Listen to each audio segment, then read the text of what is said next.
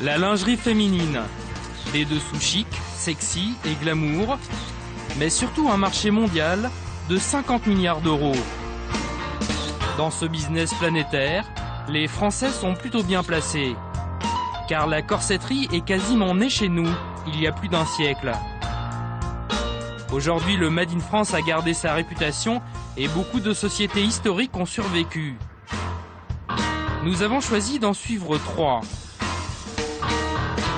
Liche Charmel et Obad pour leur production de luxe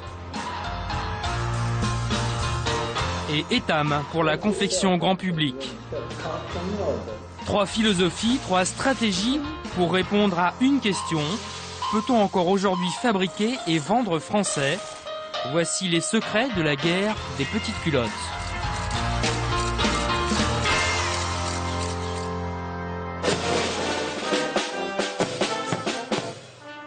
Shanghai, octobre 2011. Devant le palais des expositions, la Chine communiste. Fanfares et petites écolières.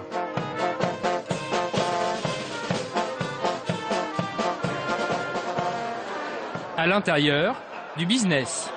Pendant 3 jours, c'est le plus grand salon de lingerie en Chine. Acheteurs, vendeurs et fabricants viennent du monde entier. Ils parlent chinois ou anglais, mais les organisateurs, eux, sont français. Hello. Oh, she's at the meeting. Ok. Bonjour Xavier. Bah, ça va? Ce salon existe depuis 2005. En 2005, il n'était pas question de montrer un string dans un défilé. On ne voyait pas un string dans un magasin. Maintenant, vous en voyez partout. Donc le marché bouge très très vite. La Chine, c'est le marché à la fois de la patience et de la fulgurance. La plupart des marques françaises sont donc présentes pour se faire une place, elles aussi. Car l'Asie est devenue l'Eldorado des marchands de luxe. Jusqu'à présent, ils vendaient des berlines, des montres et des vêtements. Demain, ce sera un autre luxe, celui qui ne se voit pas, les sous-vêtements.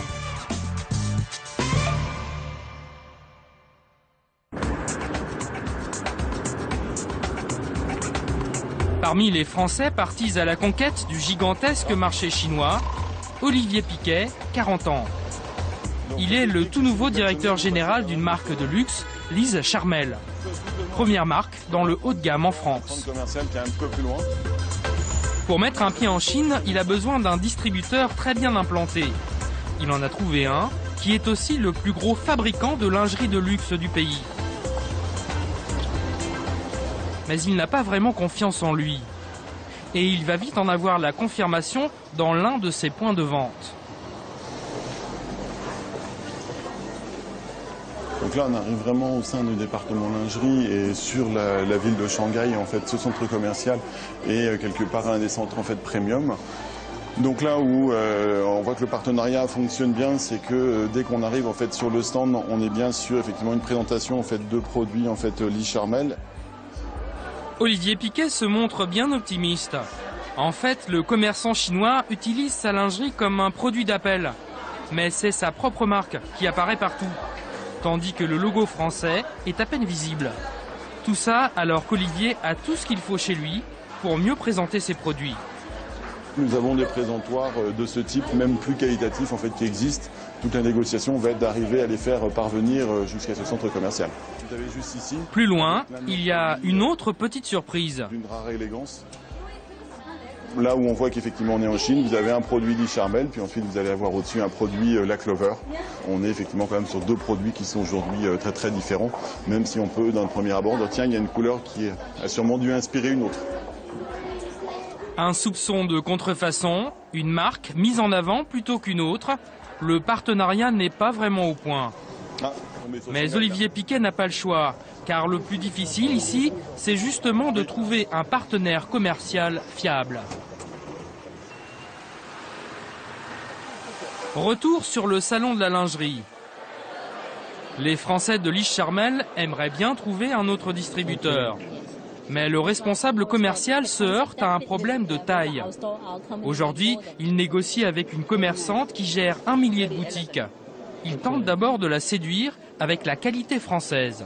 Lich-Charmel ne fait que des produits de très haute qualité. Le niveau de prix pour la cliente en Chine, c'est environ 2000 yuan. 2000 yuan? Oui. Oui, pour la cliente. 234 €, c'est presque autant qu'un salaire mensuel moyen en Chine. Pour la commerçante, c'est hors de prix. Mais vous ne faites pas de réduction? Des réductions? Non, non, on ne fait pas de réduction. Le prix du produit, c'est le prix du produit. On n'a pas l'habitude de faire des réductions. Jamais. En fait, vous voulez quoi comme prix? Il nous faudrait entre 6 et 800 yuan.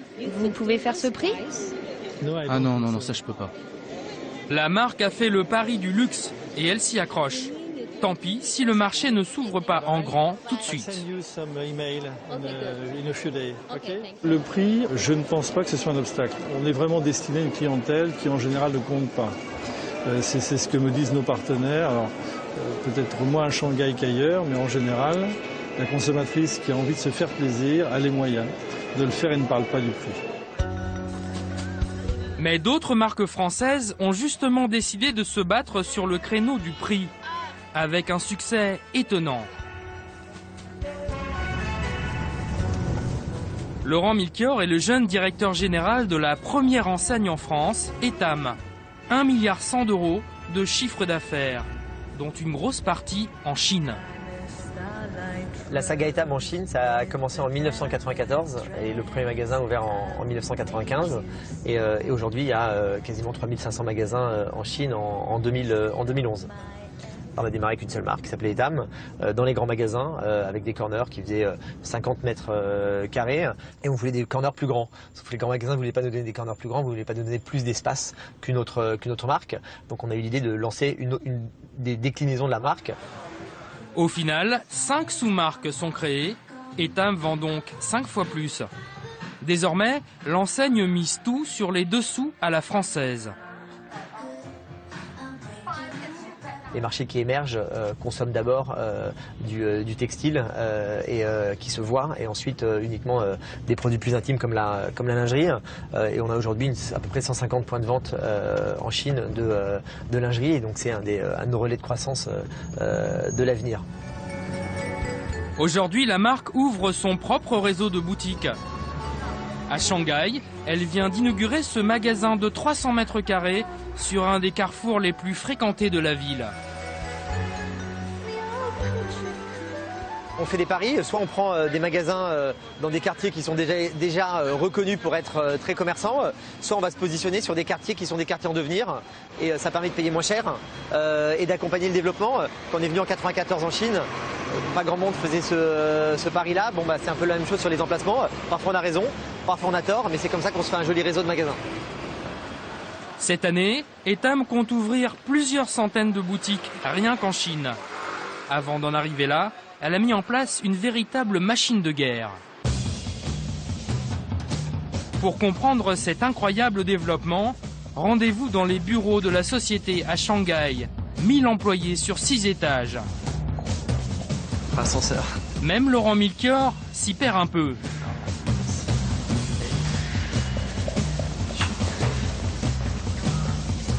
Non, c'est un cran.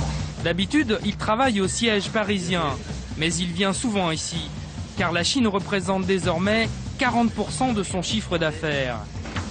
Hello Catherine, how are you? Hello, nice to meet you. Ce matin, il vient assister à une réunion qui a lieu chaque semaine. On décortique le résultat des ventes sur tout le continent. Ok.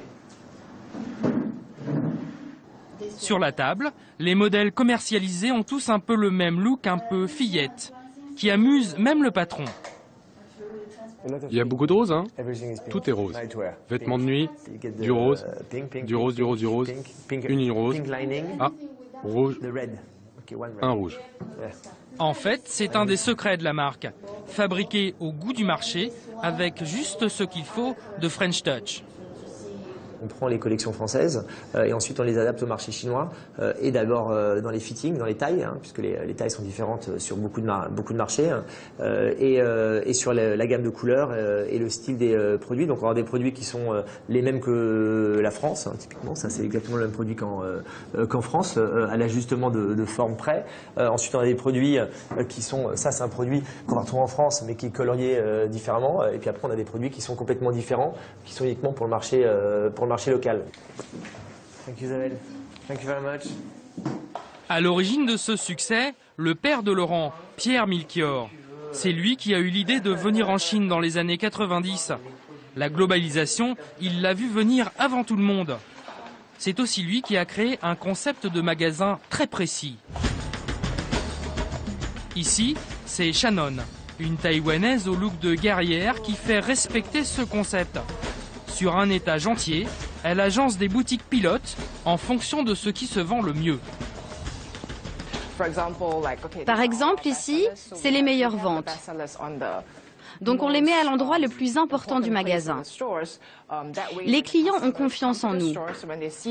Si on installe à cet endroit, c'est une façon de leur dire que c'est ça qu'ils devraient acheter. Shannon connaît par cœur le goût de ses clientes. Elle sait exactement ce qui va leur plaire ou pas. Je considère que ça, c'est plus français, plus féminin. Mais les clientes chinoises voient ça comme de la lingerie pour les femmes mûres. En fait, les Chinoises préfèrent des produits comme cela. Ça, par exemple, c'est un best-seller. Et voici ce que Etam vend le mieux dans ses boutiques de lingerie. Ça n'est pas pour les ados, mais bien pour les jeunes Chinoises modernes, urbaines, entre 20 et 30 ans.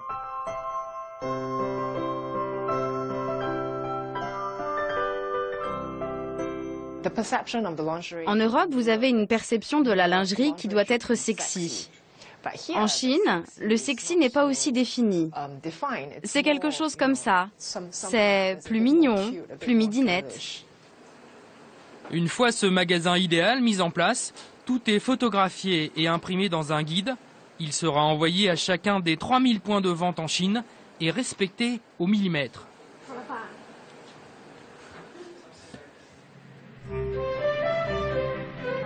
Mais si le succès va croissant pour Etam en Chine, c'est à Mouveau, entre Lille et Roubaix, que la marque familiale est née et qu'elle a prospéré.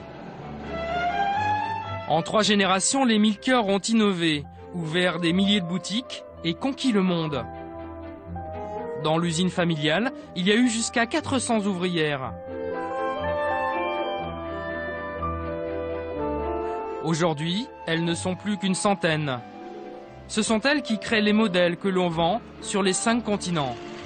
Vous mettez... Non, c'est fait, c'est tout. Par contre, les prochains qui arrivent, on met au bord.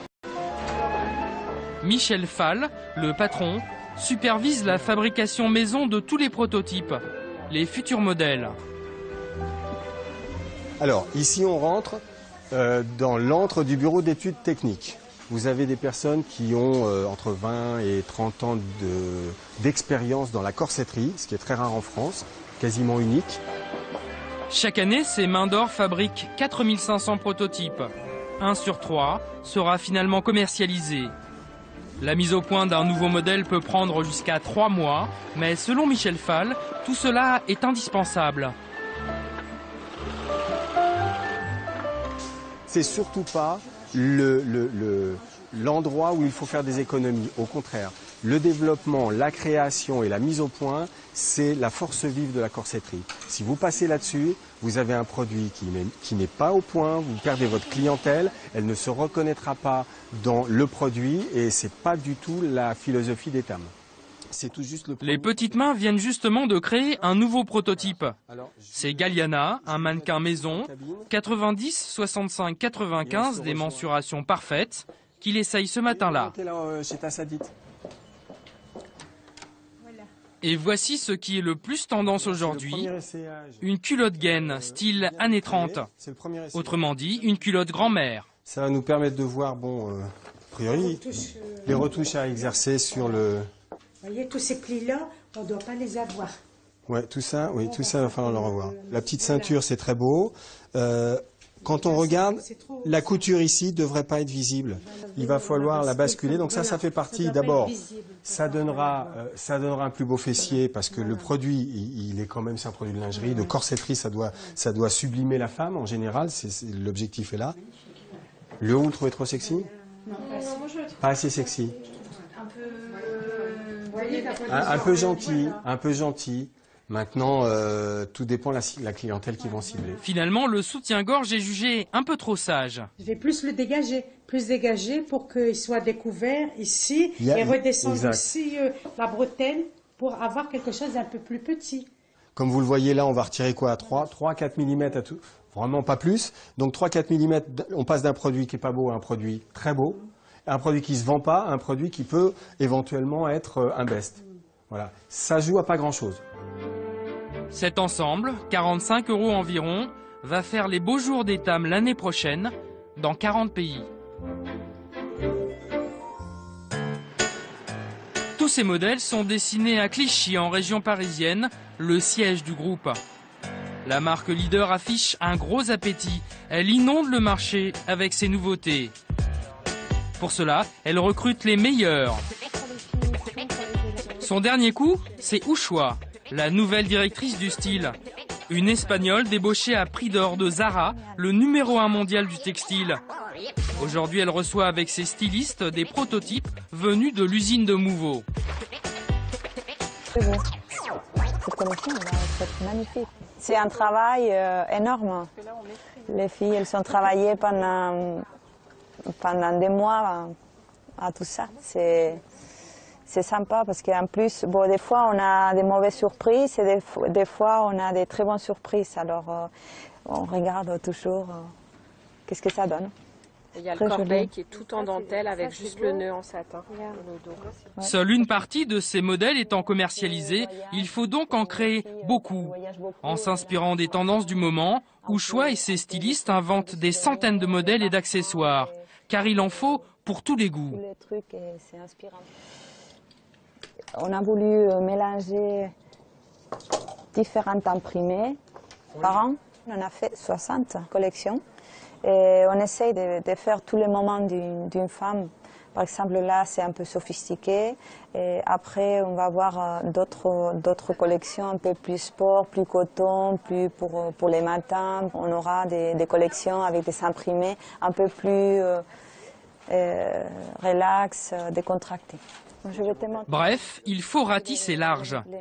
Cette course à la nouveauté a été voulue par Laurent Melchior. Tu vas jouer les différentes matières, on va être que en coton, ou tu vas avoir du coton, tu vas avoir de la soie, tu vas avoir le même principe qu'aujourd'hui. Oui, c'est ça. Aujourd'hui, d'une saison sur l'autre, c'est 90% de nouveautés, donc on se va réinventer plus de 1000 modèles, même 1500 modèles tous les 6 mois pour renouveler l'offre, pour créer des surprises auprès de nos clientes, pour qu'elles aient envie de consommer nos produits et de revenir chez nous. C'est ça qui est très important. Pour moderniser son image, la marque a embauché la top modèle Natalia Vodianova, la star des mannequins mondiaux. Elle a même créé sa propre ligne ultra sexy. Et ça marche.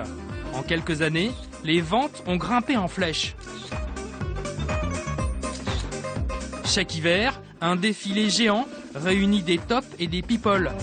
Il ressemble beaucoup à celui de Victoria's Secret, le leader mondial du sous-vêtement, dont Etam aimerait bien prendre la place.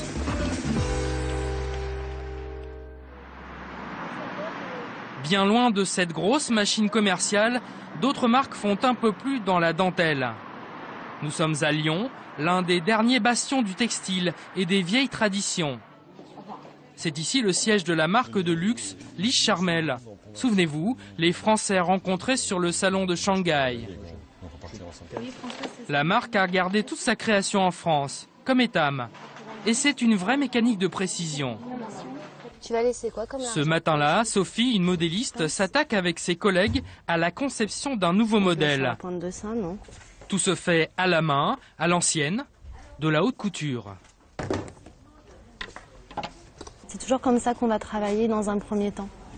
C'est d'abord un choix de matière. Et ensuite, on essaie de voir directement sur mannequin comment combiner les matières les unes avec les autres. Après, il faut décliner tout cet esprit-là sur toutes les formes au sein d'une même ligne. Mais avant de lancer une nouvelle ligne, Sophie doit voir les 2 dirigeants de la marque qui ont la main sur tous les nouveaux produits. À la recherche de Monsieur Domal. Jacques et Sylvia Domal.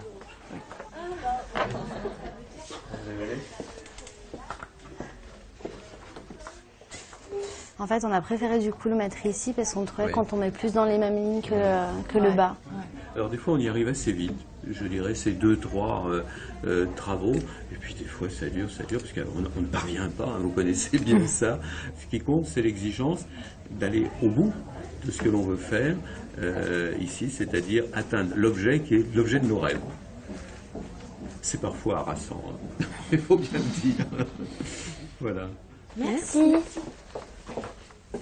Dans l'atelier commence alors un ballet de la perfection pour une centaine de petites mains et de modélistes. Sur des logiciels, les mêmes qu'on utilise pour modéliser les avions ou des voitures, Un 90C. on calcule toutes les tailles et toutes les profondeurs du futur produit. Puis une couturière assemble un premier prototype dans une taille de base. Il n'y a pas moins d'une vingtaine de pièces à assembler, parfois minuscules. Un travail d'orfèvre. La rectification qu'il y aura à faire. D'accord. La rectification qu'il y aura à faire, je vais ouvrir à l'écran. Merci. Alors, on retourne à la machine. Eliane, 18 ans de métier, a besoin d'un peu plus de 2 heures pour fabriquer ce tout premier modèle.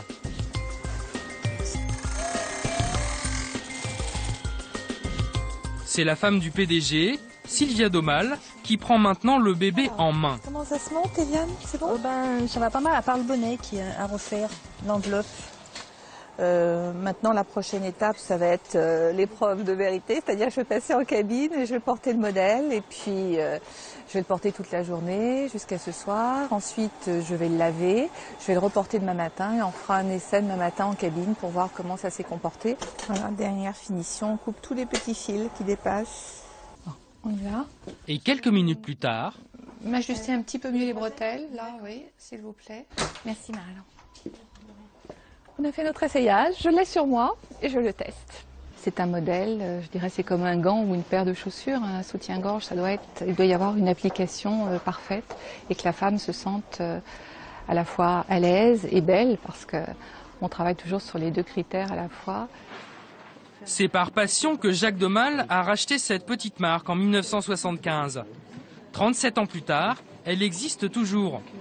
À l'heure de la guerre mondiale du low cost, son pari sur le luxe s'est révélé gagnant. Nous nous sommes positionnés dans le haut de gamme du marché, pensant que la France en particulier aurait un avenir dans la très haute qualité. Quand on arrive avec une marque française, les gens attendent de nous, non pas des prix particulièrement bas, ils attendent un style et ils attendent de la création. Et donc si on veut vendre à partir de la France, je pense qu'il faut particulièrement porter attention à ces questions de style, d'identité de style et de création. Le luxe ne supporte que la perfection, le plus beau et le plus cher.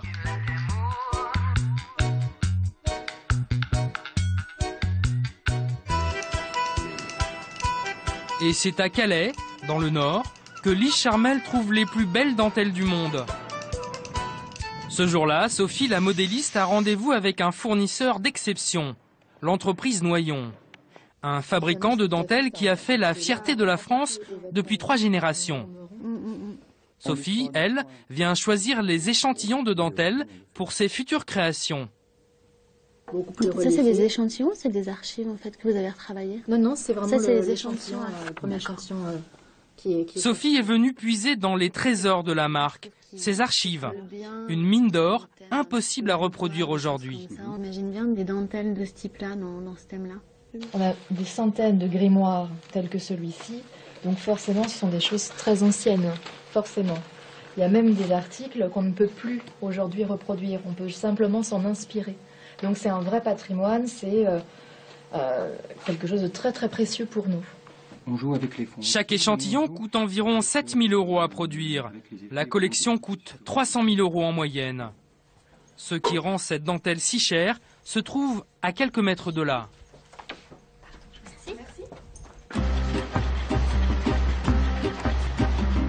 Des machines d'un autre temps, entièrement réglées à la main. Les levers, Des monstres en fonte de 14 tonnes, inventés il y a 2 siècles. Centimètre par centimètre, ils tissent une dentelle unique au monde. Ici encore, c'est une entreprise familiale dont Olivier Noyon est l'héritier.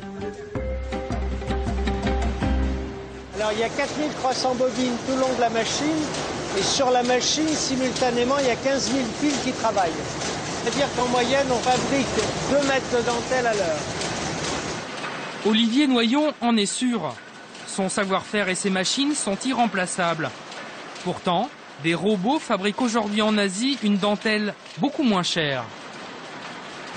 Les machines à tricoter tournent 2 fois, 3 fois, 4 fois plus vite, mais n'arrivent pas à produire la même finesse de dentelle et la même, je dirais, la même sophistication dans la réalisation de la dentelle. La cliente qui achète le produit dans le magasin, elle voit aussi que cette dentelle-là, sans pouvoir donner l'explication technique, mais elle voit que cette dentelle est différente, qu'elle apporte un raffinement que n'a pas d'autre dentelle.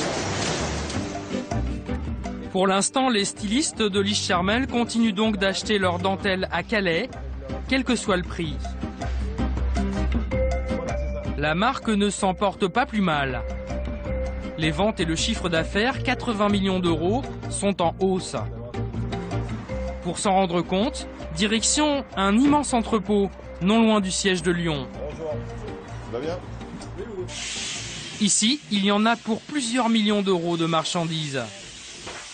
À peine arrivés des usines, soutien-gorge, culottes et nuisettes repartent vers les boutiques. Donc là, c'est 300 kilos de lingerie Liche Charmel qui représente effectivement, alors là, beaucoup de pièces et beaucoup d'argent qui part pour notre partenaire et distributeur en fait en Chine. Il y a l'Australie aussi qui part, je vois qu'il est prêt. Là, c'est de la graisse. Là, c'est mélangé. Vous avez à peu près tous les pays d'Europe qui sont mélangés. L'Allemagne, l'Italie, l'Espagne, la Belgique, voilà, c'est tout ce qui est Europe. Bah écoutez, là, à l'énumération, j'ai l'impression que nous n'avons pas de clients français. Si, je vous rassure, le groupe fait à peu près encore aujourd'hui la moitié de son chiffre d'affaires en fait en France. Et c'est vrai que le développement des activités internationales tente à montrer qu'effectivement, il y a une progression en fait du chiffre global du groupe, tant en France qu'à l'étranger. C'est pour ça qu'on a une proportion qui reste pour l'instant à peu près moitié-moitié. Mais je pense que dans le futur, effectivement, le développement des nouveaux marchés fait qu'on devrait avoir une part internationale un peu plus élevée. 50% des ventes à l'étranger. La mondialisation à l'envers. Mais ce succès commercial cache une réalité moins glorieuse.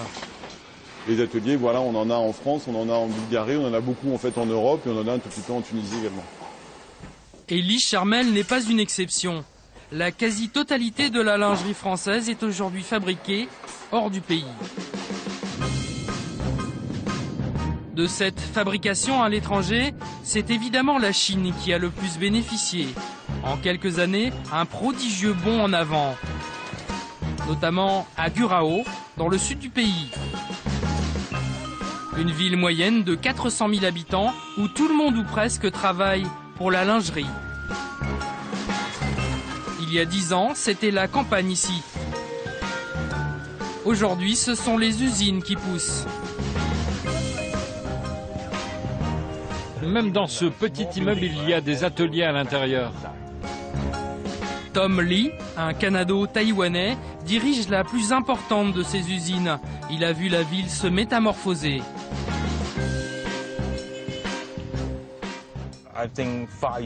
Il y a 5 ans, il n'y avait rien ici. Dans presque chaque immeuble, il y a une petite usine à l'intérieur aujourd'hui. Ici, il y a plus de 50 000 personnes qui viennent de toute la Chine dans cette ville pour travailler dans le sous-vêtement. Au départ, la ville était spécialisée dans la broderie et le fil. Mais un événement a tout bouleversé en 2005. Après 2005, les quotas à l'exportation ont été supprimés partout dans le monde. Et donc, toutes les entreprises ont pu faire de l'export. Et le business a littéralement explosé. Après la suppression des quotas d'exportation, ces dernières ont doublé en 5 ans. Cela a laissé des traces. Dans la rivière locale, il n'y a plus aucun poisson. L'eau est rose, à plus de 25 degrés, impropre à la consommation. Cela n'empêche pas Tom de faire tourner son usine à plein régime.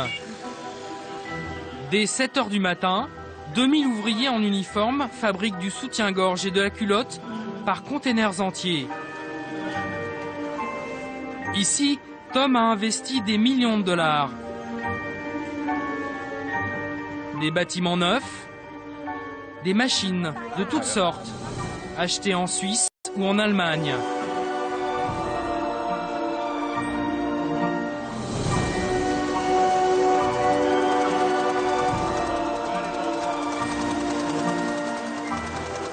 Son dernier bijou, tout un lot de machines italiennes.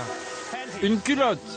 Et regardez bien cette machine, un engin étonnant, capable de cracher une culotte à la minute. Pas mal, non? Chaque machine coûte plus de 150 000 $. Pour chaque machine. Et combien de machines? On en a 20.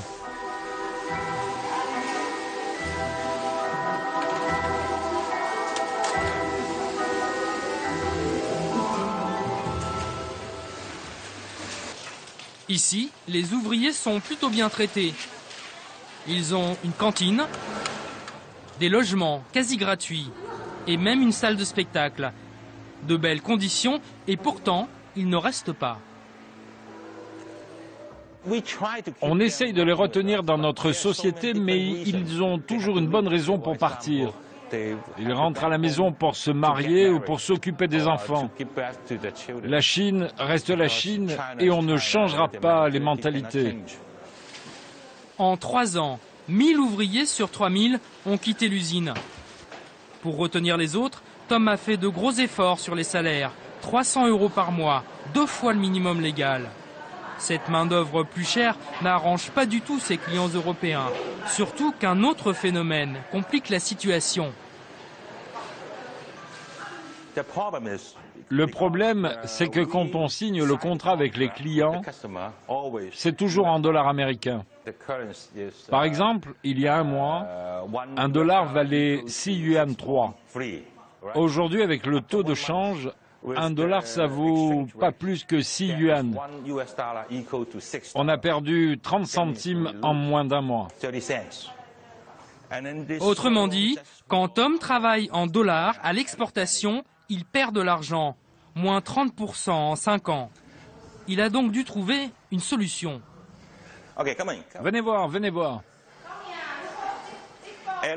Ella Fanny, c'est notre marque pour le marché intérieur. On l'a créée en 2008. Aujourd'hui, on ne peut plus se focaliser uniquement sur l'exportation. Les Chinois veulent désormais travailler pour leur propre marché. Une bien mauvaise nouvelle pour tous les Français qui jusqu'à maintenant faisaient fabriquer leurs sous-vêtements ici. C'est le cas de Etam, qui produit une grande partie de sa lingerie en Chine chez des sous-traitants. Celui qui s'en occupe, c'est Olivier, un baroudeur qui parcourt l'Asie à la recherche des meilleures usines au meilleur prix. Mais en ce moment, il a bien du mal à négocier de bons tarifs. Aujourd'hui, il part en expédition à 1500 km de ses bureaux de Shanghai. C'est une usine qui est à capitaux taïwanais, une usine d'à peu près 2000 personnes, et avec qui on travaille déjà depuis 6-7 ans en partenariat, et qui donc nous fait nos produits pour Etam Lingerie sur la partie sophistiquée et la partie micro-coton. L'usine est située à quelques kilomètres de Macao, dans le sud du pays. C'est une véritable ville, comme chez Tom à Gurao. Ce matin, Olivier vient négocier une très grosse commande. C'est un groupe de 40 000 pièces.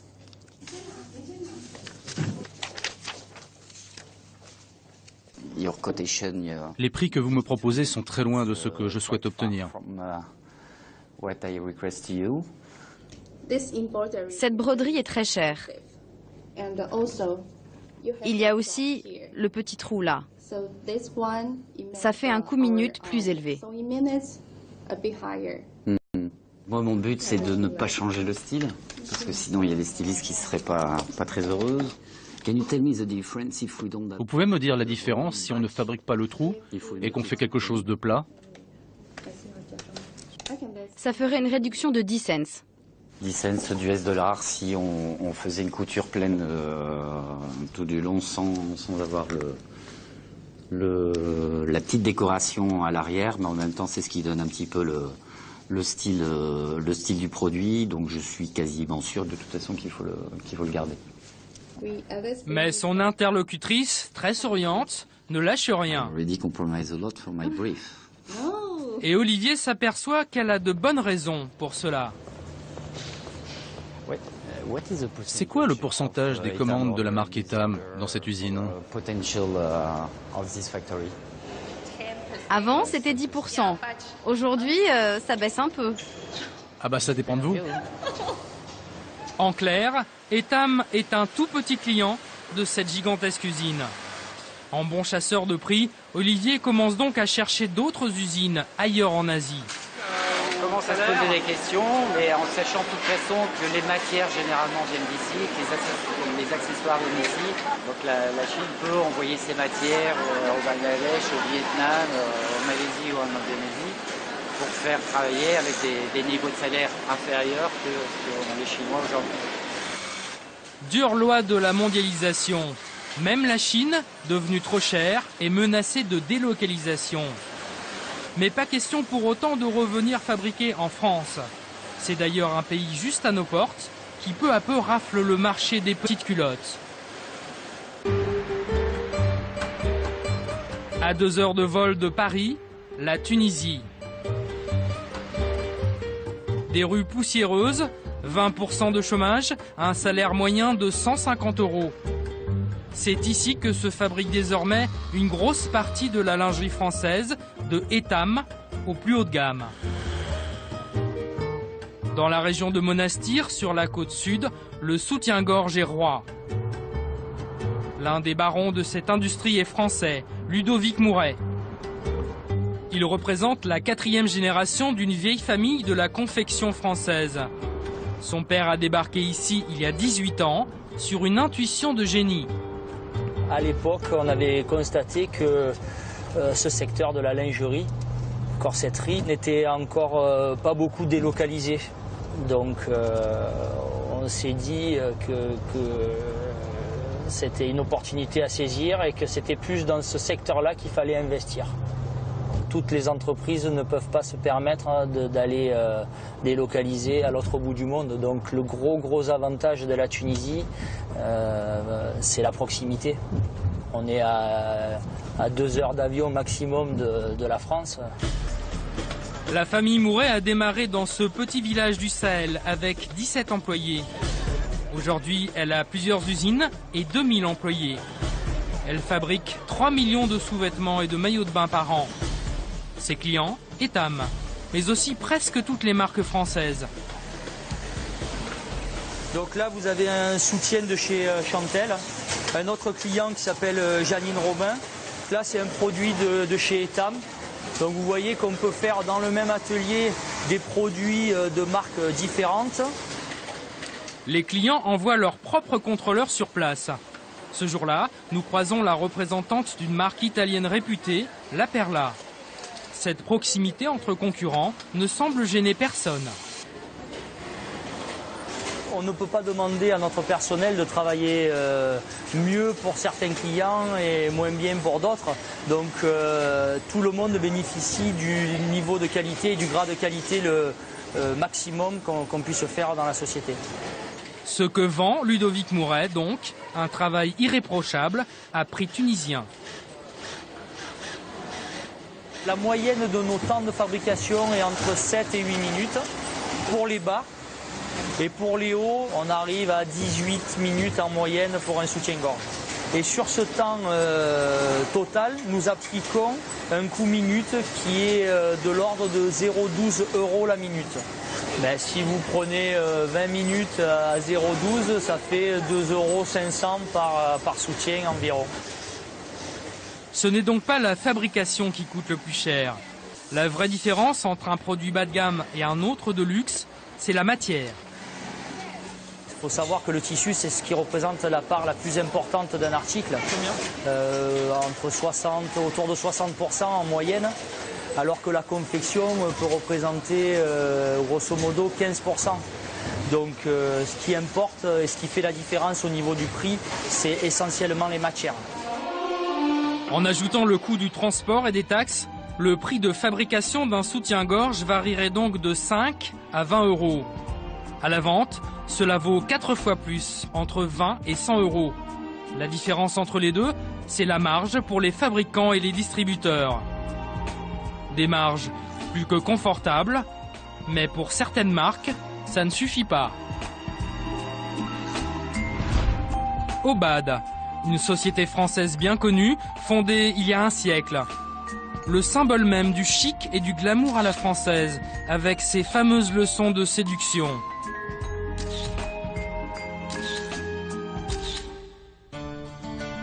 Mais Obad, c'est aussi l'histoire de Claudie.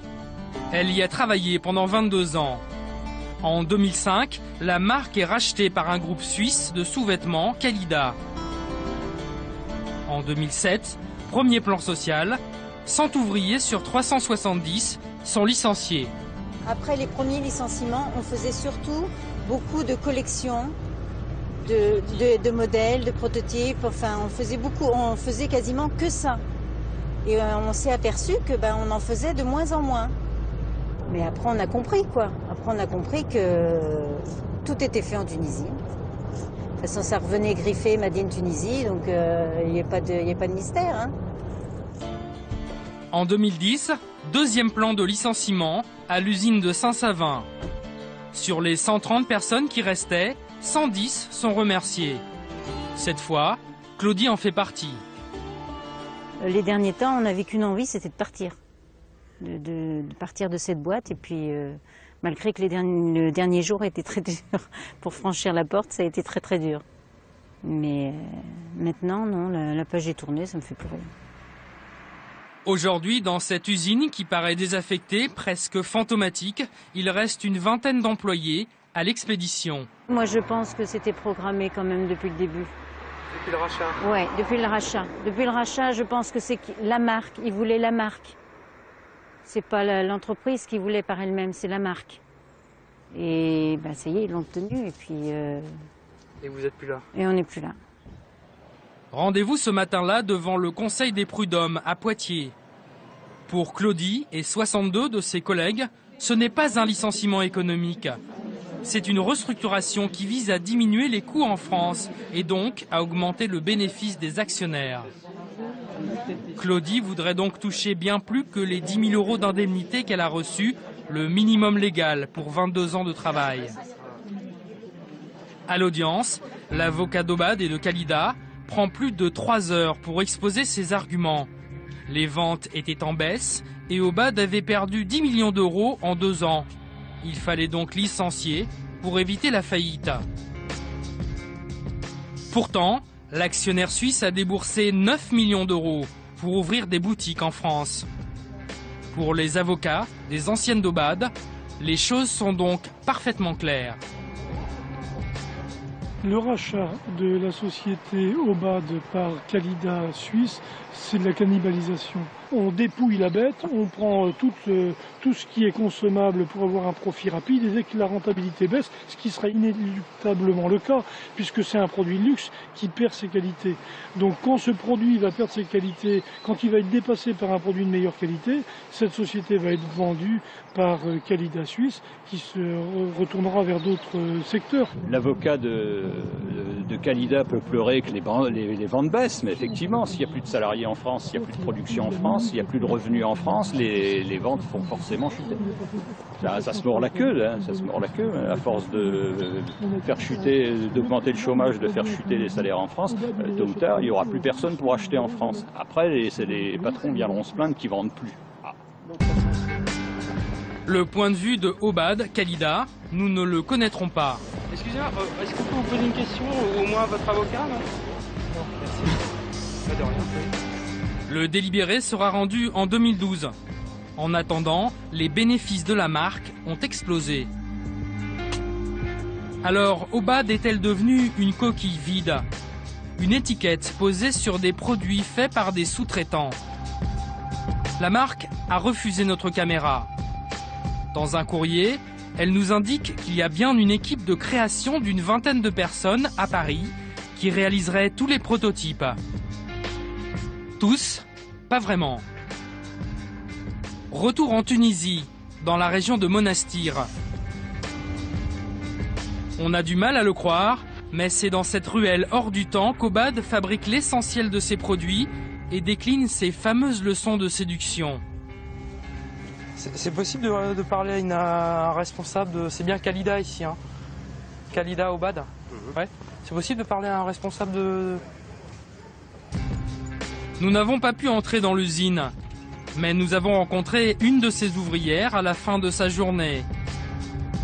Elle y travaille depuis 13 ans et accepte de nous parler, mais à condition qu'on ne la reconnaisse pas. Elle nous explique que depuis 2 ans, une petite unité d'une dizaine de personnes s'est ouverte à l'usine. Nous lui montrons des images des petites mains de Lise Charmel et de Etam qui conçoivent des prototypes, mais en France. Et là encore, elle confirme. Les modélistes travaillent sur les ordinateurs, comme celui-là, avant que tout soit lancé en production. Il y a une chef modéliste qui est là avec nous. C'est une Française. C'est elle qui essaye les modèles et c'est elle qui nous dit si ça va ou si ça va pas. Contrairement à ce qu'Obad affirme, une partie des prototypes serait fabriquée et même essayée en Tunisie. Mais ce cas ne semble pas isolé. C'est un peu ici, dans la région de Monastir, que se joue le destin de la lingerie bleu-blanc-rouge. Ludovic Mouret, qui travaille pour Etam et toutes les marques, a démarré une nouvelle activité, l'élaboration de prototypes, le domaine jusqu'à présent réservé des grandes marques françaises. Donc là, on rentre dans la phase, si vous voulez, de plus de création. Alors là, on a un exemple concret. Donc, un de nos clients est venu avec 7 échantillons et nous a demandé de réaliser des échantillons différents avec d'autres matières. Autrement dit, son client français sous-traite en Tunisie la création de prototypes et de nouveaux modèles. En partant de ce produit, on arrive à celui-ci. Donc là, vous avez le bonnet qui est entièrement en tulle brodé. Une des raisons principales, c'est que les séries et les thèmes changent de plus en plus vite et que les structures qui existent en Europe ne permettent plus de répondre à cette demande qui a évolué et qui a augmenté. Donc forcément, il faut qu'on donne un coup de main à nos clients pour le faire. Des demandes comme celle-ci, Ludovic Mouret en a de plus en plus. Pour les marques françaises, la tentation de tout sous-traiter, y compris la création, est de plus en plus forte. Alors, la lingerie française est-elle condamnée comme tant d'autres industries avant elle? Faut-il penser au profit, aux emplois? Comment préserver nos savoir-faire? Lors de cette enquête, nous avons peut-être trouvé une réponse. 8 h du matin, dans la campagne près de Poitiers. Comme chaque jour, Claudie, l'une des licenciées d'Obad, se rend sur son nouveau lieu de travail. Un petit salaire mais un vrai bonheur, celui d'exercer de nouveau ses talents dans le dernier né des ateliers de confection en France, Indiscrète, une société créée il y a 2 ans. Pour l'instant, ça marche très bien. Très très bien, on est très contents parce qu'on a des retours quand même, on le voit au niveau des commandes et tout. Oui, ça marche très très bien. La marque s'est spécialisée dans les grandes tailles et dans le sur-mesure. Claudie a été l'une des premières clientes. Moi, je sais que depuis que je travaille là, j'ai retrouvé un confort que j'avais pas avant. Vous achetiez où avant? J'achetais Obad. Mais Obad avait tellement régressé au niveau de sa qualité que je me sentais plus bien dedans, quoi. L'entreprise a été fondée par 3 cadres licenciés d'Obad, dont Didier Degrand, l'ancien patron de l'usine. Dans l'atelier, une dizaine de petites mains venues elles aussi de la marque de luxe. Pas de gros moyens, tout est vendu à domicile. Et pour s'en sortir, Didier Degrand a trouvé une idée pas banale. Le mystère de sa réussite se niche dans ces petites boîtes. Et ben noir. Donc là, par exemple, dans un sachet, vous allez avoir tout ce qui compose un produit. Donc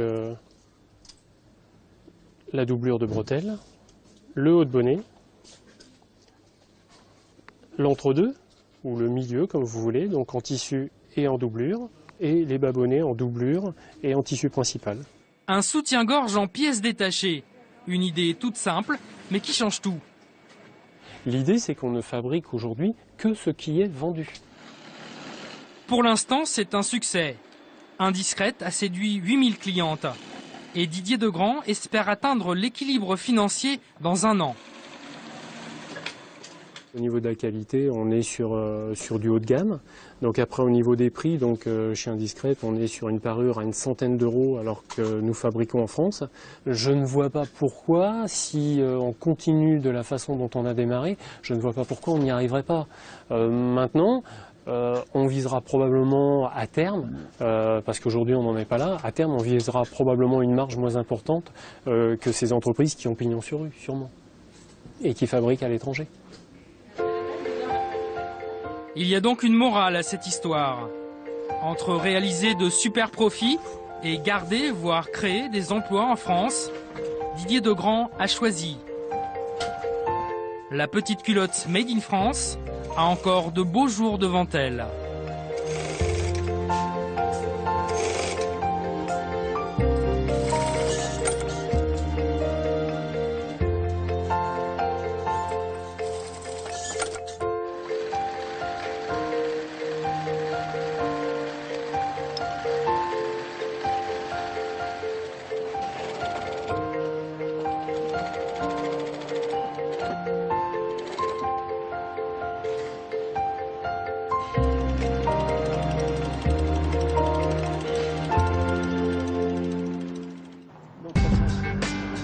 Le point de vue de Obad Khalida, nous ne le connaîtrons pas. Excusez-moi, est-ce qu'on peut vous poser une question, au moins à votre avocat, non? Non, merci. Pas de rien. Le délibéré sera rendu en 2012. En attendant, les bénéfices de la marque ont explosé. Alors, Obad est-elle devenue une coquille vide? Une étiquette posée sur des produits faits par des sous-traitants. La marque a refusé notre caméra. Dans un courrier, elle nous indique qu'il y a bien une équipe de création d'une vingtaine de personnes à Paris qui réaliserait tous les prototypes. Tous? Pas vraiment. Retour en Tunisie, dans la région de Monastir. On a du mal à le croire, mais c'est dans cette ruelle hors du temps qu'Obad fabrique l'essentiel de ses produits et décline ses fameuses leçons de séduction. C'est possible de parler à un responsable de... C'est bien Khalida ici, hein. Khalida Obad. Ouais. C'est possible de parler à un responsable de... Nous n'avons pas pu entrer dans l'usine, mais nous avons rencontré une de ses ouvrières à la fin de sa journée. Elle y travaille depuis 13 ans et accepte de nous parler, mais à condition qu'on ne la reconnaisse pas. Elle nous explique que depuis 2 ans, une petite unité d'une dizaine de personnes s'est ouverte à l'usine. Nous lui montrons des images des petites mains de Lise Charmel et de Etam qui conçoivent des prototypes, mais en France. Et là encore, elle confirme. Les modélistes travaillent sur les ordinateurs, comme celui-là, avant que tout soit lancé en production. Il y a une chef modéliste qui est là avec nous. C'est une Française. C'est elle qui essaye les modèles et c'est elle qui nous dit si ça va ou si ça va pas. Contrairement à ce qu'Obad affirme, une partie des prototypes serait fabriquée et même essayée en Tunisie. Mais ce cas ne semble pas isolé. C'est un peu ici, dans la région de Monastir, que se joue le destin de la lingerie bleu-blanc-rouge. Ludovic Mouret, qui travaille pour Etam et toutes les marques, a démarré une nouvelle activité, l'élaboration de prototypes. Le domaine jusqu'à présent réservé des grandes marques françaises. Donc là, on rentre dans la phase, si vous voulez, de plus de création. Alors là, on a un exemple concret. Donc un de nos clients est venu avec 7 échantillons et nous a demandé de réaliser des échantillons différents avec d'autres matières. Autrement dit, son client français sous-traite en Tunisie la création de prototypes et de nouveaux... Janine Robin, là c'est un produit de chez Etam. Donc vous voyez qu'on peut faire dans le même atelier des produits de marques différentes. Les clients envoient leurs propres contrôleurs sur place. Ce jour-là, nous croisons la représentante d'une marque italienne réputée, La Perla. Cette proximité entre concurrents ne semble gêner personne. On ne peut pas demander à notre personnel de travailler mieux pour certains clients et moins bien pour d'autres. Donc tout le monde bénéficie du niveau de qualité et du grade de qualité le maximum qu'on puisse faire dans la société. Ce que vend Ludovic Mouret, donc, un travail irréprochable à prix tunisien. La moyenne de nos temps de fabrication est entre 7 et 8 minutes pour les bas. Et pour les hauts, on arrive à 18 minutes en moyenne pour un soutien-gorge. Et sur ce temps total, nous appliquons un coût minute qui est de l'ordre de 0,12 € la minute.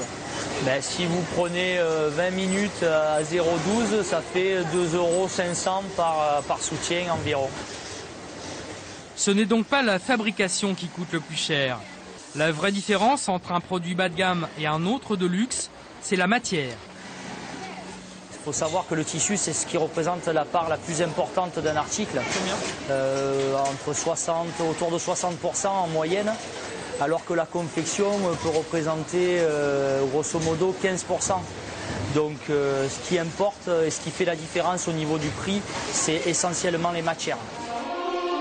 En ajoutant le coût du transport et des taxes, le prix de fabrication d'un soutien-gorge varierait donc de 5 à 20 €. À la vente, cela vaut 4 fois plus, entre 20 et 100 €. La différence entre les deux, c'est la marge pour les fabricants et les distributeurs.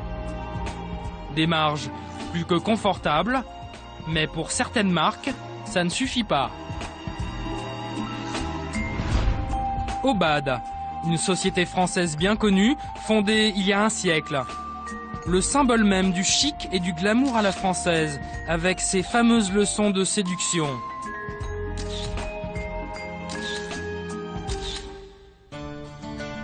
Mais Obad, c'est aussi l'histoire de Claudie.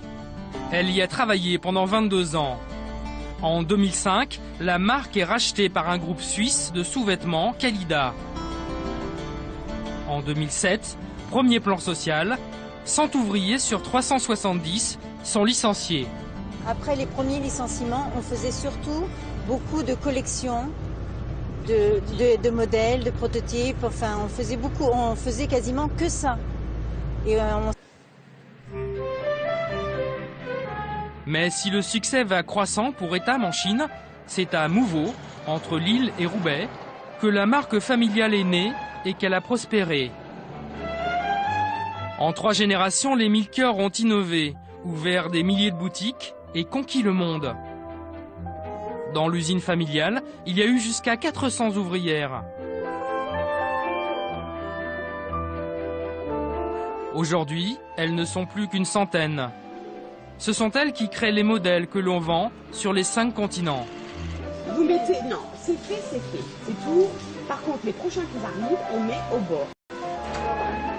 Michel Fall, le patron, supervise la fabrication maison de tous les prototypes, les futurs modèles.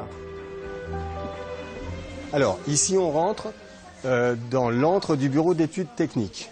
Vous avez des personnes qui ont entre 20 et 30 ans d'expérience dans la corsetterie, ce qui est très rare en France, quasiment unique. Chaque année, ces mains d'or fabriquent 4500 prototypes. 1 sur 3 sera finalement commercialisé. La mise au point d'un nouveau modèle peut prendre jusqu'à 3 mois, mais selon Michel Fall, tout cela est indispensable. C'est surtout pas l'endroit où il faut faire des économies. Au contraire, le développement, la création et la mise au point, c'est la force vive de la corsetterie. Si vous passez là-dessus, vous avez un produit qui n'est pas au point, vous perdez votre clientèle, elle ne se reconnaîtra pas dans le produit et ce n'est pas du tout la philosophie d'Etam. C'est tout juste le Les petites mains viennent justement de créer un nouveau prototype. C'est Galliana, un mannequin maison, 90, 65, 95, des mensurations parfaites, qu'il essaye ce matin-là. Et voici ce qui est le plus tendance aujourd'hui, une culotte gaine, style années 30. Autrement dit, une culotte grand-mère. Ça va nous permettre de voir, bon, a priori, les retouches à exercer sur le... Vous voyez, tous ces plis-là, on ne doit pas les avoir. Ouais, tout ça, oui, tout ça, il va falloir le revoir. La petite ceinture, c'est très beau. Quand on regarde, la couture ici ne devrait pas être visible. Il va falloir la basculer. Donc ça fait partie, d'abord, ça donnera un plus beau fessier parce que le produit, il est quand même, c'est un produit de lingerie, de corsetterie, ça doit sublimer la femme en général. L'objectif est là. Le haut, vous le trouvez trop sexy? Non, pas assez sexy. Un peu gentil, un peu gentil. Maintenant, tout dépend de la clientèle qu'ils vont cibler. Finalement, le soutien-gorge est jugé un peu trop sage. Je vais plus dégager pour qu'il soit découvert ici et redescendre. Le type serait fabriqué et même essayé en Tunisie. Mais ce cas ne semble pas isolé. C'est un peu ici, dans la région de Monastir, que se joue le destin de la lingerie bleu-blanc-rouge. Ludovic Mouret, qui travaille pour Etam et toutes les marques, a démarré une nouvelle activité, l'élaboration de prototypes, le domaine jusqu'à présent réservé des grandes marques françaises. Donc là, on rentre dans la phase, si vous voulez, de plus de création. Alors là, on a un exemple concret. Donc, un de nos clients est venu avec 7 échantillons et nous a demandé de réaliser des échantillons différents avec d'autres matières. Autrement dit, son client français sous-traite en Tunisie la création de prototypes et de nouveaux modèles. En partant de ce produit, on arrive à celui-ci. Donc là, vous avez le bonnet qui est entièrement en tulle brodé. Une des raisons principales, c'est que les séries et les thèmes changent de plus en plus vite et que les structures qui existent en Europe ne permettent plus de répondre à cette demande qui a évolué et qui a augmenté. Donc forcément, il faut qu'on donne un coup de main à nos clients pour le faire. Des demandes comme celle-ci, Ludovic Mouret en a de plus en plus.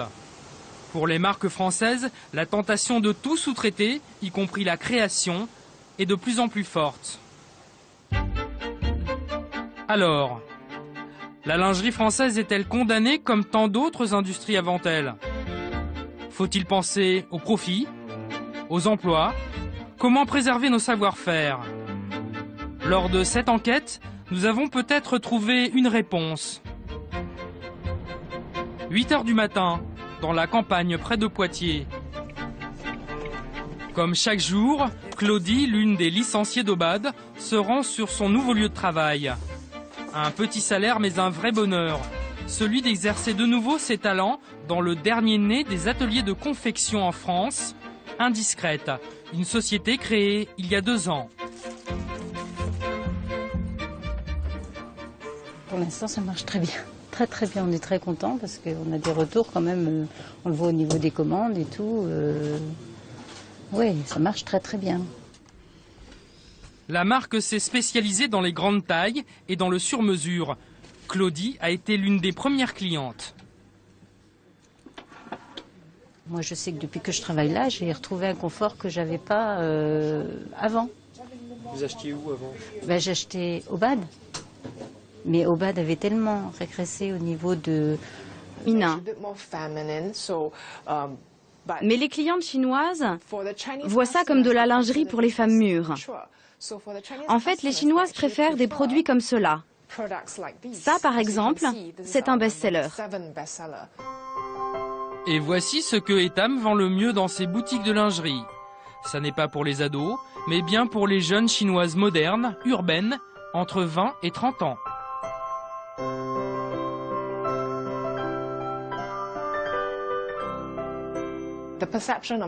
En Europe, vous avez une perception de la lingerie qui doit être sexy. En Chine, le sexy n'est pas aussi défini. C'est quelque chose comme ça. C'est plus mignon, plus midinette. Une fois ce magasin idéal mis en place, tout est photographié et imprimé dans un guide. Il sera envoyé à chacun des 3000 points de vente en Chine et respecté au millimètre.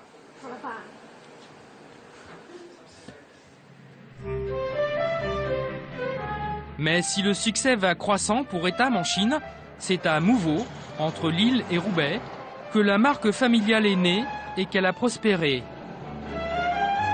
En 3 générations, les milkers ont innové, ouvert des milliers de boutiques et conquis le monde. Dans l'usine familiale, il y a eu jusqu'à 400 ouvrières. Aujourd'hui, elles ne sont plus qu'une centaine. Ce sont elles qui créent les modèles que l'on vend sur les 5 continents. Vous mettez... Non, c'est fait, c'est tout. Par contre, les prochains qui arrivent, on met au bord. Michel Fall, le patron, supervise la fabrication maison de tous les prototypes, les futurs modèles. Alors, ici on rentre dans l'antre du bureau d'études techniques. Vous avez des personnes qui ont entre 20 et 30 ans d'expérience dans la corsetterie, ce qui est très rare en France, quasiment unique. Chaque année, ces mains d'or fabriquent 4500 prototypes. 1 sur 3 sera finalement commercialisé. La mise au point d'un nouveau modèle peut prendre jusqu'à 3 mois, mais selon Michel Fall, tout cela est indispensable. C'est surtout pas l'endroit où il faut faire des économies. Au contraire, le développement, la création et la mise au point, c'est la force vive de la corsetterie. Si vous passez là-dessus, vous avez un produit qui n'est pas au point, vous perdez votre clientèle, elle ne se reconnaîtra pas dans le produit et c'est pas du tout la philosophie d'Etam. C'est tout juste le produit. Les petites mains viennent justement de créer un nouveau prototype. C'est Galliana, un mannequin maison, 90, 65, 95, des mensurations parfaites, qu'il essaye ce matin. Il y a 10 ans, c'était la campagne ici.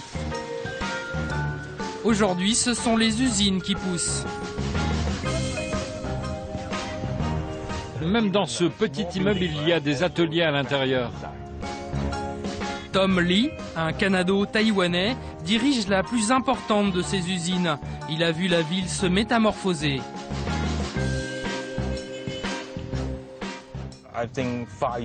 Il y a 5 ans, il n'y avait rien ici. Dans presque chaque immeuble, il y a une petite usine à l'intérieur aujourd'hui. Ici, il y a plus de 50 000 personnes qui viennent de toute la Chine dans cette ville pour travailler dans le sous-vêtement. Au départ, la ville était spécialisée dans la broderie et le fil, mais un événement a tout bouleversé en 2005. Après 2005, les quotas à l'exportation ont été supprimés partout dans le monde. Et donc, toutes les entreprises ont pu faire de l'export. Et le business a littéralement explosé. Après la suppression des quotas d'exportation, ces dernières ont doublé en 5 ans. Cela a laissé des traces. Dans la rivière locale, il n'y a plus aucun poisson. L'eau est rose, à plus de 25 degrés, impropre à la consommation. Cela n'empêche pas Tom de faire tourner son usine à plein régime. Dès 7 h du matin, 2000 ouvriers en uniforme fabriquent du soutien-gorge et de la culotte par containers entiers. Ici, Tom a investi des millions de dollars. Des bâtiments neufs, des machines de toutes sortes, achetées en Suisse ou en Allemagne.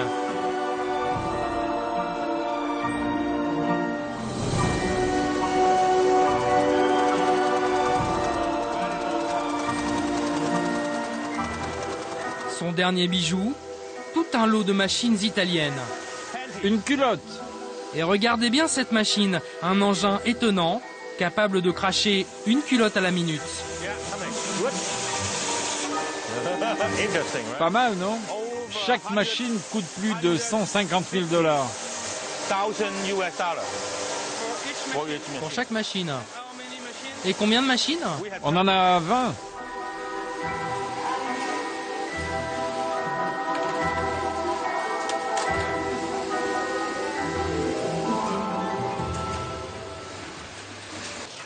Ici, les ouvriers sont plutôt bien traités. Ils ont une cantine, transport et des taxes. Le prix de fabrication d'un soutien-gorge varierait donc de 5 à 20 €. À la vente, cela vaut 4 fois plus, entre 20 et 100 €. La différence entre les deux, c'est la marge pour les fabricants et les distributeurs. Des marges plus que confortables, mais pour certaines marques, ça ne suffit pas. Obad, une société française bien connue, fondée il y a un siècle. Le symbole même du chic et du glamour à la française, avec ses fameuses leçons de séduction.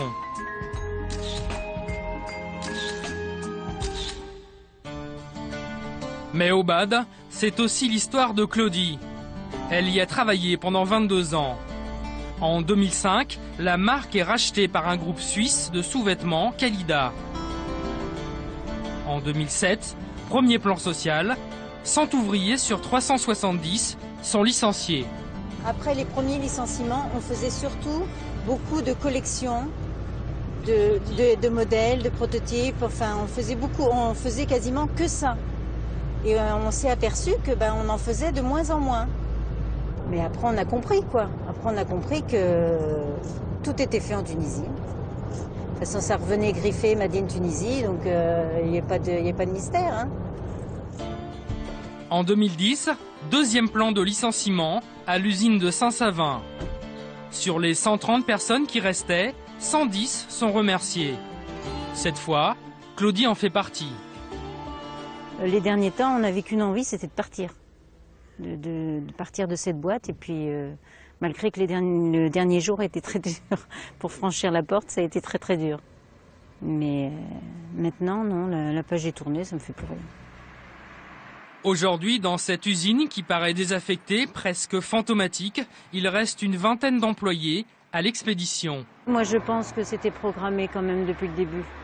Depuis le rachat? Oui, depuis le rachat. Depuis le rachat, je pense que c'est la marque. Ils voulaient la marque. C'est pas l'entreprise qui voulait par elle-même, c'est la marque. Et ça y est, ils l'ont obtenu. Et puis. Et vous n'êtes plus là? Et on n'est plus là. Rendez-vous ce matin-là devant le Conseil des prud'hommes à Poitiers. Pour Claudie et 62 de ses collègues, ce n'est pas un licenciement économique. C'est une restructuration qui vise à diminuer les coûts en France et donc à augmenter le bénéfice des actionnaires. Claudie voudrait donc toucher bien plus que les 10 000 € d'indemnité qu'elle a reçus, le minimum légal pour 22 ans de travail. À l'audience, l'avocat d'Obad et de Kalida prend plus de 3 heures pour exposer ses arguments. Les ventes étaient en baisse et Obad avait perdu le Conseil des prud'hommes à Poitiers. Pour Claudie et 62 de ses collègues, ce n'est pas un licenciement économique. C'est une restructuration qui vise à diminuer les coûts en France et donc à augmenter le bénéfice des actionnaires.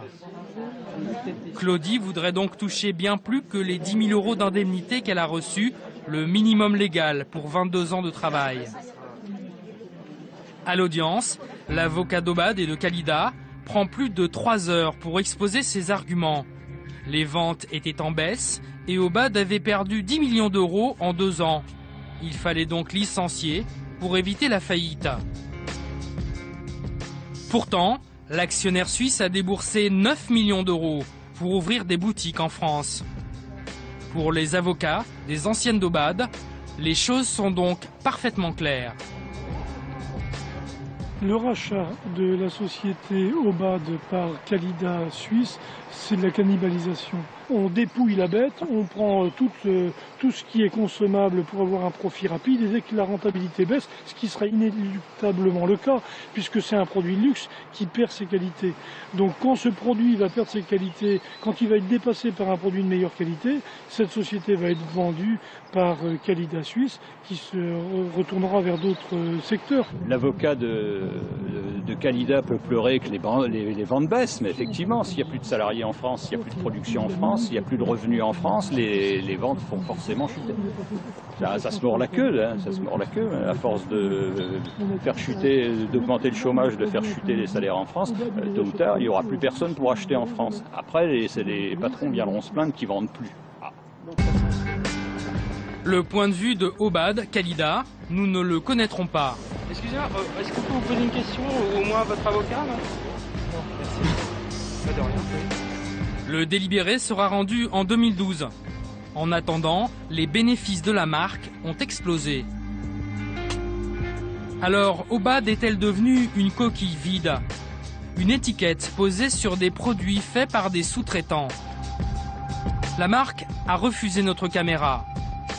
Dans un courrier, elle nous indique qu'il y a bien une équipe de création d'une vingtaine de personnes à Paris qui réaliserait tous les prototypes. Tous? Pas vraiment. Retour en Tunisie, dans la région de Monastir. On a du mal à le croire, mais c'est dans cette ruelle hors du temps qu'Obad fabrique l'essentiel de ses produits et décline ses fameuses leçons de séduction. C'est possible de parler à un responsable de... C'est bien Calida ici, hein? Calida Obad. Ouais. C'est possible de parler à un responsable de... International un peu plus élevé. 50% des ventes à l'étranger. La mondialisation à l'envers. Mais ce succès commercial cache une réalité moins glorieuse. Les ateliers, voilà, on en a en France, on en a en Bulgarie, on en a beaucoup en fait en Europe et on en a un tout petit peu en Tunisie également. Élie Charmel n'est pas une exception. La quasi-totalité de la lingerie française est aujourd'hui fabriquée hors du pays. De cette fabrication à l'étranger, c'est évidemment la Chine qui a le plus bénéficié. En quelques années, un prodigieux bond en avant. Notamment à Gurao, dans le sud du pays. Une ville moyenne de 400 000 habitants où tout le monde ou presque travaille pour la lingerie. Il y a 10 ans, c'était la campagne ici. Aujourd'hui, ce sont les usines qui poussent. Même dans ce petit immeuble, il y a des ateliers à l'intérieur. Tom Lee, un Canado-Taïwanais, dirige la plus importante de ces usines. Il a vu la ville se métamorphoser.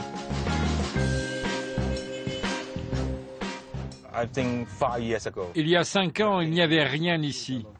Dans presque chaque immeuble, il y a une petite usine à l'intérieur aujourd'hui. Ici, il y a plus de 50 000 personnes qui viennent de toute la Chine dans cette ville pour travailler dans le sous-vêtement. Au départ, la ville était spécialisée dans la broderie et le fil. Mais un événement a tout bouleversé en 2005. Après 2005, les quotas à l'exportation ont été supprimés partout dans le monde. Et donc, toutes les entreprises ont pu faire de l'export. Et le business a littéralement explosé. Après la suppression des quotas d'exportation, ces dernières ont doublé en 5 ans. Cela a laissé des traces. Dans la rivière locale, il n'y a plus aucun poisson. L'eau est rose, à plus de 25 degrés, impropre à la consommation. Cela n'empêche pas Tom de faire tourner son usine à plein régime. Dès 7 h du matin, 2000 ouvriers en uniforme fabriquent du soutien-gorge et de la culotte par containers entiers. Ici, Tom a investi des millions de dollars. Des bâtiments neufs, des machines de toutes sortes, achetées en Suisse ou en Allemagne.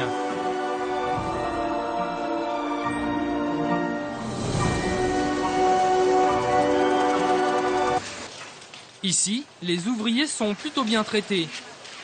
Ils ont une cantine, des logements quasi gratuits et même une salle de spectacle.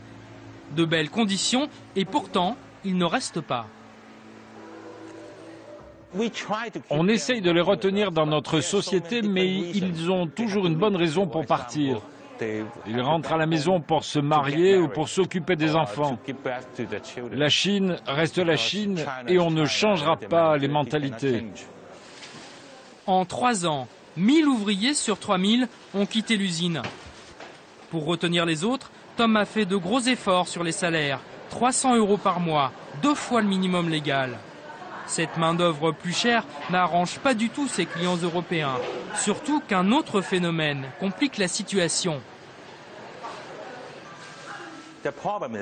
Le problème, c'est que quand on signe le contrat avec les clients, c'est toujours en dollars américains. Par exemple, il y a un mois, un dollar valait 6 yuan 3. Aujourd'hui, avec le taux de change, un dollar, ça vaut pas plus que 6 yuan. On a perdu 30 centimes en moins d'un mois. Autrement dit, quand Tom travaille en dollars à l'exportation, il perd de l'argent, moins 30% en 5 ans. Il a donc dû trouver une solution. Venez voir, venez voir. Ella Fanny, c'est notre marque pour le marché intérieur. On l'a créée en 2008. Aujourd'hui, on ne peut plus se focaliser uniquement sur l'exportation. Les Chinois veulent désormais travailler pour leur propre marché. Une bien mauvaise nouvelle pour tous les Français qui jusqu'à maintenant faisaient fabriquer leurs sous-vêtements ici. C'est le cas de Etam, qui produit une grande partie de sa lingerie en Chine chez des sous-traitants. Celui qui s'en occupe, c'est Olivier, un baroudeur qui parcourt l'Asie à la recherche des meilleures usines au meilleur prix. Mais en ce moment, il a bien du mal à négocier de bons tarifs. Aujourd'hui, il part en expédition à 1500 km de ses bureaux de Shanghai. C'est une usine qui est à capitaux taïwanais. Une usine d'à peu près 2000 personnes et avec qui on travaille déjà depuis 6-7 ans en partenariat et qui donc nous fait nos produits pour Etam Lingerie sur la partie sophistiquée et la partie micro-coton. L'usine est située à quelques kilomètres de Macao, dans le sud du pays. C'est une véritable ville. La Chine commerciale, d'autres marques font un peu plus dans la dentelle. Nous sommes à Lyon, l'un des derniers bastions du textile et des vieilles traditions. C'est ici le siège de la marque de luxe Lee Charmel. Souvenez-vous, les Français rencontrés sur le salon de Shanghai. La marque a gardé toute sa création en France, comme Etam. Et c'est une vraie mécanique de précision. Tu vas laisser quoi comme Ce matin-là, Sophie, une modéliste, s'attaque avec ses collègues à la conception d'un nouveau modèle. De ça, non. Tout se fait à la main, à l'ancienne, de la haute couture. C'est toujours comme ça qu'on va travailler dans un premier temps. C'est d'abord un choix de matière et ensuite on essaie de voir directement sur mannequin comment combiner les matières les unes avec les autres. Après, il faut décliner tout cet esprit-là sur toutes les formes au sein d'une même ligne. Mais avant de lancer une nouvelle ligne, Sophie doit voir les 2 dirigeants de la marque qui ont la main sur tous les nouveaux produits. À la recherche de Monsieur Domal. Jacques et Sylvia Domal.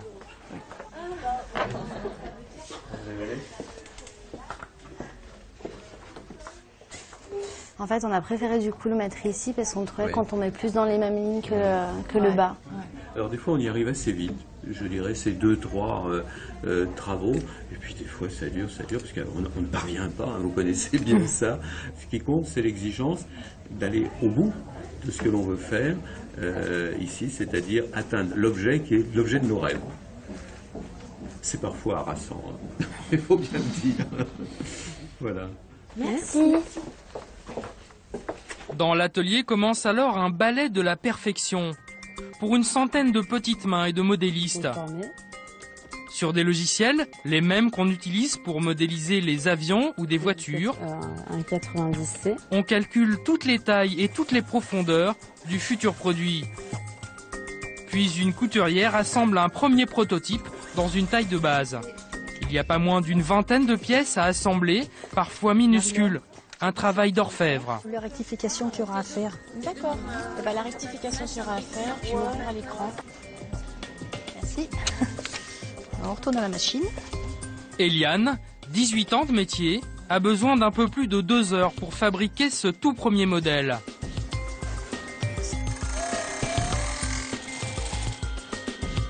C'est la femme du PDG, Sylvia Domal, qui prend maintenant le bébé en main. Comment ça se monte, Eliane? C'est bon? Ça va pas mal, à part le bonnet qui est à refaire, l'enveloppe. Maintenant, la prochaine étape, ça va être l'épreuve de vérité, c'est-à-dire que je vais passer en cabine et je vais porter le modèle et puis je vais le porter toute la journée jusqu'à ici. C'est le cas de Etam, qui produit une grande partie de sa lingerie en Chine chez des sous-traitants. Celui qui s'en occupe, c'est Olivier, un baroudeur qui parcourt l'Asie à la recherche des meilleures usines au meilleur prix. Mais en ce moment, il a bien du mal à négocier de bons tarifs. Aujourd'hui, il part en expédition à 1500 km de ses bureaux de Shanghai.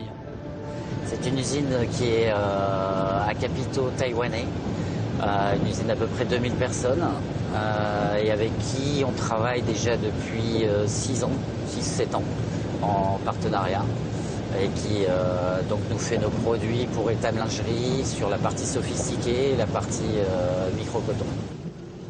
L'usine est située à quelques kilomètres de Macao, dans le sud du pays. C'est une véritable ville, comme chez Tom à Gurao. Ce matin, Olivier vient négocier une très grosse commande. C'est un groupe de 40 000 pièces.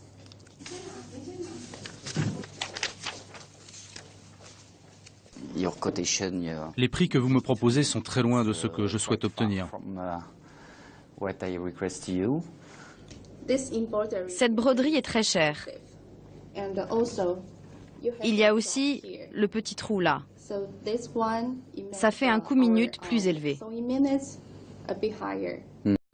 Moi, mon but, c'est de ne pas changer le style, parce que sinon, il y a des stylistes qui ne seraient pas très heureuses. Vous pouvez me dire la différence si on ne fabrique pas le trou et qu'on fait quelque chose de plat? Ça ferait une réduction de 10 cents. 10 cents du $, si on faisait une couture pleine tout du long sans avoir la petite décoration à l'arrière, mais en même temps c'est ce qui donne un petit peu le style du produit, donc je suis quasiment sûr de toute façon qu'il faut le garder. Mais son interlocutrice, très souriante, ne lâche rien. Et Olivier s'aperçoit qu'elle a de bonnes raisons pour cela. C'est quoi le pourcentage des commandes de la marque Etam dans cette usine? Avant, c'était 10%. Aujourd'hui, ça baisse un peu. Ah bah ça dépend de vous. En clair, Etam est un tout petit client de cette gigantesque usine. En bon chasseur de prix, Olivier commence donc à chercher d'autres usines ailleurs en Asie. On commence à se poser des questions, mais en sachant de toute façon que les matières généralement viennent d'ici, que les accessoires viennent d'ici. Donc la Chine peut envoyer ses matières au Bangladesh.